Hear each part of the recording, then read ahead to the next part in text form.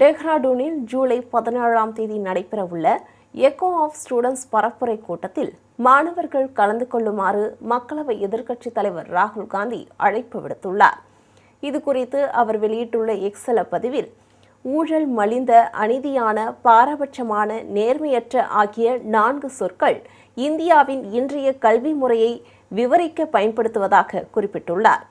குழந்தைகளை அவர்களின் எதிர்காலத்திற்கு தயார்படுத்த வேண்டிய கல்வி அமைப்பு அவர்களையும் அவர்களின் குடும்பங்களையும் கடன், மன அழுத்தம் மற்றும் விரக்திக்கு தள்ளுவதாக குற்றம் சாட்டியுள்ளார்.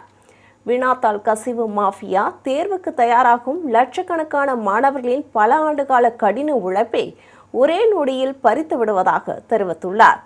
இவற்றையெல்லாம் பார்த்து கொண்டு மோடி அரசும் ஒன்றிய கல்வி அமைச்சரும் மௌனம் காப்பதாக விமர்சித்துள்ளார்.